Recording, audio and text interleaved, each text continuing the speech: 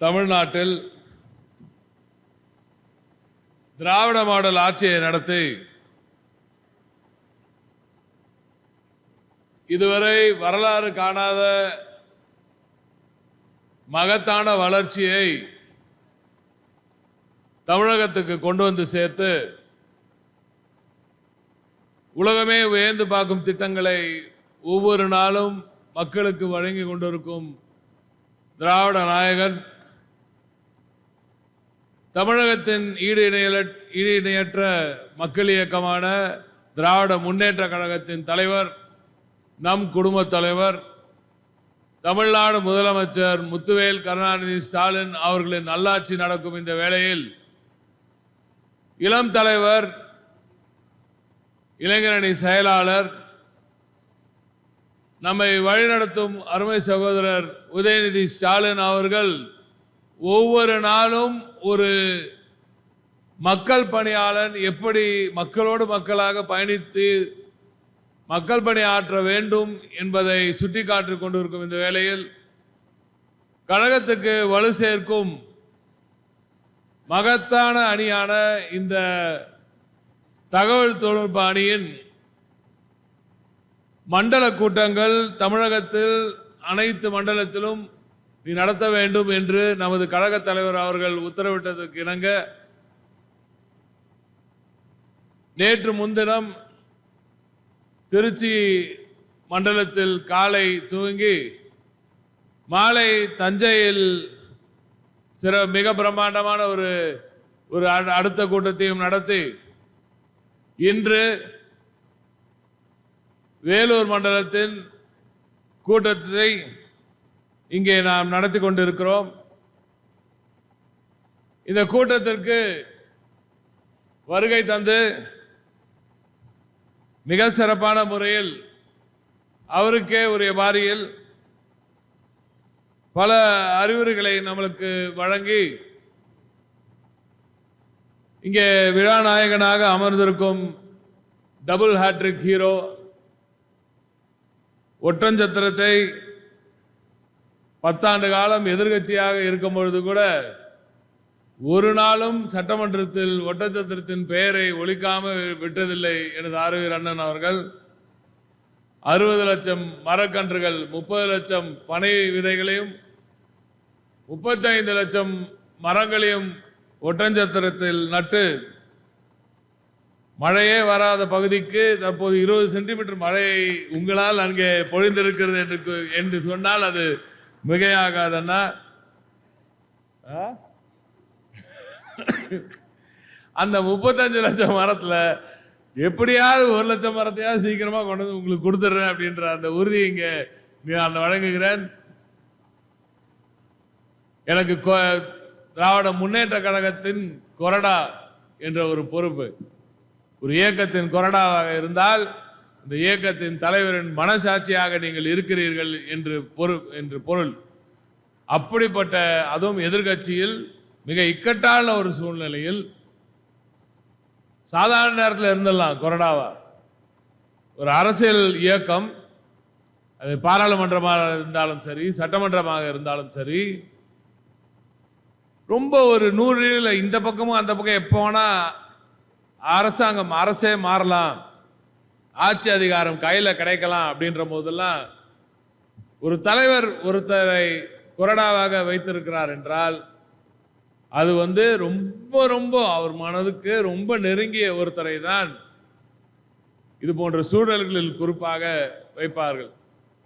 அப்படி தலைவர் கலைஞராக இருந்தாலும் சரி, நமது இன்றைய தலைவர் மாண்புமிகு திராவிட நாயகன் அவர்களாக இருந்தாலும் சரி, ஒரு நபரை தீர்மானித்து அவரை அமைத்தினார்கள் என்றால் அவர் எனது வழிகாட்டி. எனக்கு சட்டமன்றத்தில் 2011ஆம் ஆண்டு முதல் சட்டமன்றத்தில் எப்படி இயங்க வேண்டும், மக்கள் மன்றத்தில் எப்படி செயல்பட வேண்டும் என்பதையெல்லாம் எனக்கு ஒரு அண்ணனாக இருந்து எடுத்துக்காட்டி இங்கே கம்பீரமாக வீட்டிற்கும் எனது ஆர்வீர் அண்ணன் நமது உணவுத்துறை அமைச்சர் திரு RS சக்கரபாணி அவர்களே,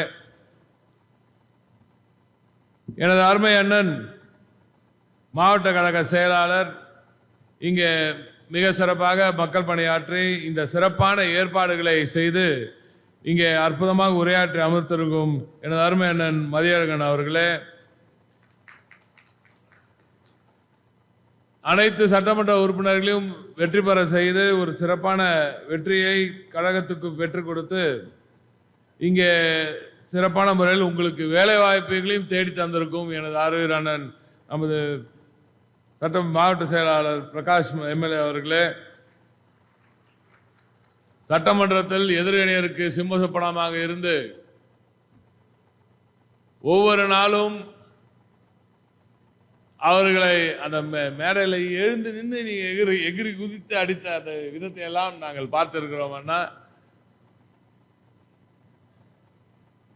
வேலூர் போன்ற ஒரு அற்புதமான இடத்தில் கழகத்தை கட்டி காத்து, இன்ஃபேக்ட் திமுகவில் ஒரு இயக்கத்துக்கு ஒரு டூரிசம் அமைச்சர் அப்படின்னு ஒன்று வைக்கணும்னா அது எங்க அண்ணனுக்கு தான். அந்த இயக்கத்தில் ஒரு மாவட்ட கழக செயலாளர் ஒரு இயக்கத்துக்கு சொல்றாங்க, நீங்க அமைச்சராக அது இன்னும் பெரிய அமைச்சராக.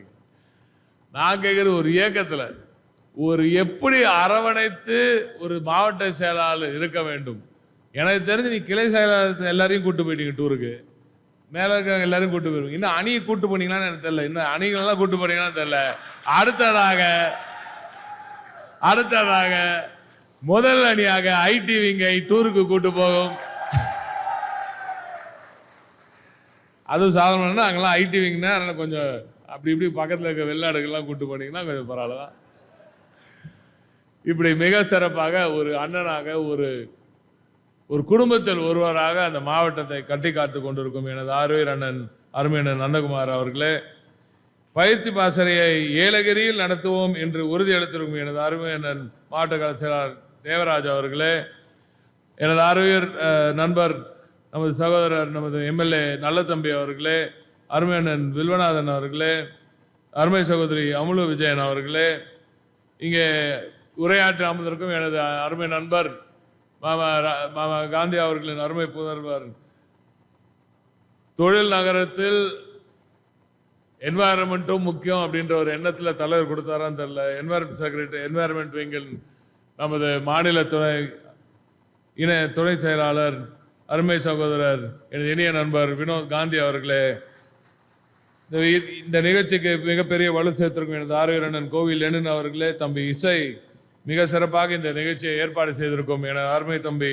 மாநில துணை இசை அவர்களே, வருகை தந்திருக்கும் எனது அருமை தம்பி நவீன் அவர்களே, அற்புதமாக அனைவரையும் இங்கே ஒருங்கிணைத்திருக்கும் நமது டிசி முருகானந்தம், ரவி, நம்ம டான் பாஸ்கோ, அருள்நிதி, அப்புறம் விஜயராஜசேகர் உள்ளிட்ட அனைவர நண்பர்களே, இங்கே திரளாக கூடியிருக்கும் கழகத்தின் மூத்த முன்னோடிகளே, இளைஞரணி தம்பிமார்களே, உங்கள் அனைவருக்கும் எனது வணக்கங்கள்.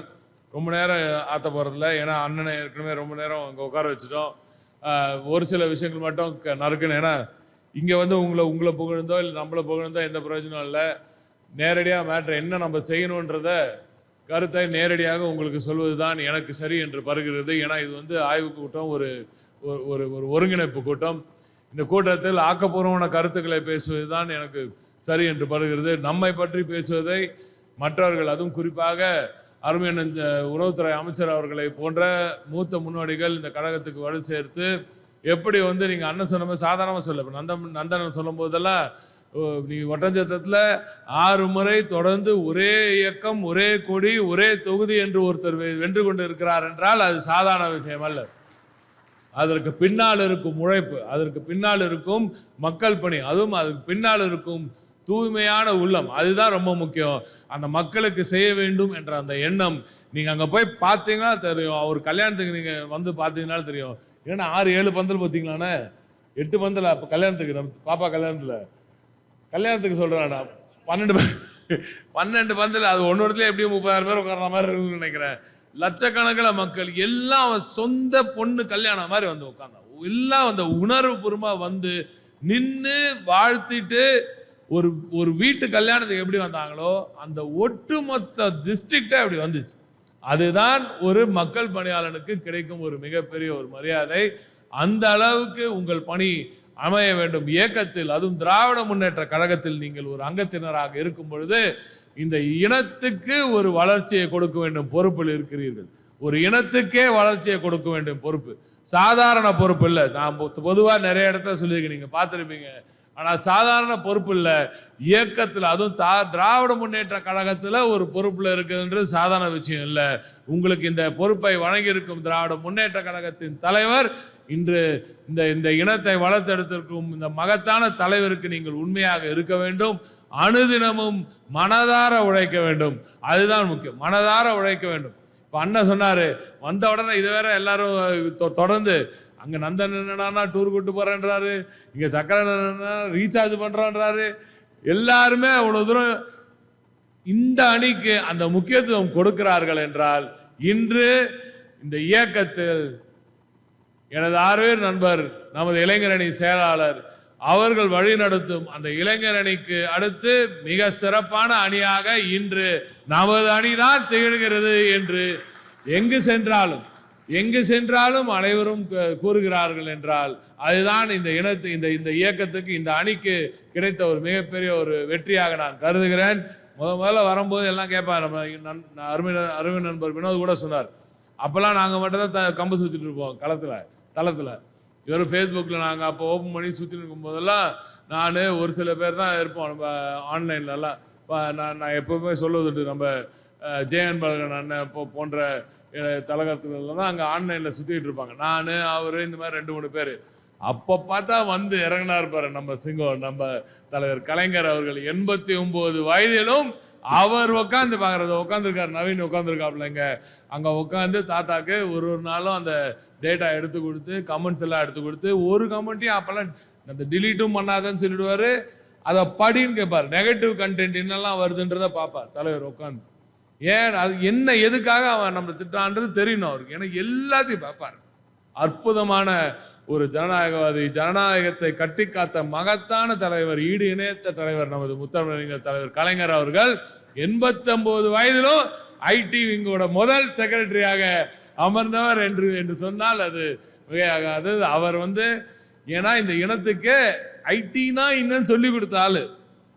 கணினினா என்னன்னு தெரியாத காலத்திலே கணினினா என்ன, கணினியும் அதன் செயல்பாடுகளும் என்று ஒரு புத்தகத்தை போட்டு அப்போ டெக்ஸ்ட் புக் சொசைட்டியில் இருந்திருக்காரு. அப்போ தாத்தா அப்போ அங்கே இருக்கும்போது 67 சம்திங்ல முதல் திமுக ஆட்சி வந்த பிறகு அப்பொழுதே அவர் கணினியும் அதன் செயல்பாடுகளும் என்று அந்த 60s எண்ட்லயும் 70sலயும் அந்த புக்கு இன்னைக்கு பார்த்தீங்கன்னாலும் தெரியாது, டெக்ஸ்ட் புக் சொசைட்டியில் இருக்கு. அதை போட்ட பிறகு முதலில் பள்ளிகளில் கணினி பயிற்சியை கொண்டு சேர்த்த பெருமை திராவிட முன்னேற்ற கழகத்திற்கும் தலைவர் கலைஞர் அவர்களுக்கும் தான் சேரும். அவர் எப்படி தொலைநோக்கு சிந்தனையுடன் செயல்படுறாருன்னு பாருங்க. ஃபர்ஸ்ட் கம்ப்யூட்டர்னா என்னன்னு சொல்றாரு, அப்புறம் கம்ப்யூட்டர் சயின்ஸை ஸ்கூல்ல கொண்டு வந்து சேர்க்கிறார், அதை கல்லூரிகளுக்கு கடத்துறாரு. அடுத்து 2000 ஆண்டு முதல் முறையாக இந்தியாவில் நம்ம தமிழ்நாட்டில் சென்னையில் அவ்வளோ பெரிய பிரம்மாண்டமான டைடல் பார்க் கட்டுறாரு. இது எதுக்கு இவ்வளோ பெரிய டைடல் பார்க் கட்டுறாரு எல்லாம் அவ்வளோ பெரிய பிரம்மாண்டமான டைடல் பார்க் கட்டுறாரு. மிகப்பெரிய தொழில்நுட்ப புரட்சி, மிகப்பெரிய அளவிற்கு Tamil Nadu SaaS capital of India Chennai என்று கூறும் அளவிற்கு சென்னை வளர்கிறது. இன்று உலகமெங்கும் அமர்ந்திருக்கும் ஒவ்வொரு பொறியாளரும், ஒரு ஐடி வேலையில் இருக்கும் அனைத்து நண்பர்களும் நன்றி கூற வேண்டியது மு கருணாநிதி என்ற அந்த அற்புதமான மாபெரும் தலைவருக்குத்தான் என்று எல்லோரும் கூடும் அளவிற்கு இருக்கின்றால் இதுதான் திராவிட முன்னேற்ற கழகத்தின் பணி. தலைவர் கலைஞர் அவர்களது தொலைநோக்கு சிந்தனை மட்டுமல்ல, அதற்கப்புறம் அதை தொடர்ச்சியாக செயல்படுத்தணும் என்ற அந்த ஃபாலோ அப் தான் திமுக காரனுக்கு மட்டும்தான் தெரியும். அதுதான் தெரியும். ஒரு அரசாங்கத்தில் என்னெல்லாம் செய்யலான்றது ரொம்ப ஈஸி. நீங்க நல்லா உன்னிப்பாக கவனிச்சீங்கன்னா வேற எந்த ஆட்சி வந்தாலும் சரியான திட்டப்பணிகள் நடக்காது. ஆனா திமுக நண்பர்கள் திமுக ஆட்சியில் இருக்கும் பொழுதுதான் ஒரு அரசாங்கத்தை எப்படி இயக்க வேண்டும் என்று தெரிந்தவர்கள் திராவிட முன்னேற்ற கழகத்தின் தொண்டர்கள் மட்டும்தான். அது அடிமட்ட தொண்டர்லேருந்து வரும். எப்படி யாருக்கு கூட்டிட்டு போய் என்ன சர்டிபிகேட் போடணும், எந்த இடத்துல யாருக்கு என்ன வேலை வாங்கி கொடுக்கணும் எல்லாத்தையும். இப்ப இங்க வந்த அப்புறம் கூட இவ்வளவு தூரம் வளர்ந்த பிறகும் இங்கேயும் இவருக்கு வேலை வாய்ப்பு வாங்கி கொடுங்க, அவருக்கு வேலை வாய்ப்பு கொடுங்கன்னு எல்லோரும் பேசுறாங்கன்னா அதுதான் திராவிட முன்னேற்ற கழகத்தின் இன்று தலைவராக இருக்கும் நமது முதல்வர் அவர்களும் நான் 10 லட்சம் கோடி பண்ணிட்டோம், 10 லட்சம் கோடி 10 லட்சம் கோடி வாங்கிட்டு வந்து நாங்கள் முதலீடுகளை கொண்டு வந்து சேர்த்துட்டேன்றத பெருமையாக போய் சொன்னேன். அவர் அதை பார்க்கல. 31 லட்சம் வேலை வாய்ப்புகள் பெற்றிருக்கோமே அதுதான் பெருமை என்று கூறினார். அது வந்து 10 லட்சம் கோடின்னு ஒரு ரெண்டு பக்கம் ஃபுல்லாக ஒரு செவத்துல ஃபுல்லாத்தையும் பெருசாக 10 லட்சம் கோடின்னு போட்டு வச்சுருந்தேன். கைடன்ஸில் இது செலிப்ரேட் பண்ணோம். அதுக்கு வந்திருந்தார் சிஎம். எங்களுக்கு சொல்ல அவர் பாட்டு வந்துட்டார். அவ்வளோ பெருசாக 10 லட்சம் கோடின்னு போகிறது அங்கே நிற்க வச்சு ஃபோட்டோலாம் எடுத்தேன். அப்போ அவர் அதை பார்க்கல. சின்னதாக பேரா வாங்கி ஒரு மார்க்கரை வாங்கி 50 லட்சம் இளைஞர்களுக்கு வேலை வாய்ப்பு நமது இலக்கு அப்படின்னு எழுதிப்படுறாரு சின்னதா. எனக்கு இவ்வளோ பெருசா இருந்த அந்த 10 லட்சம் கோடி தெரியல.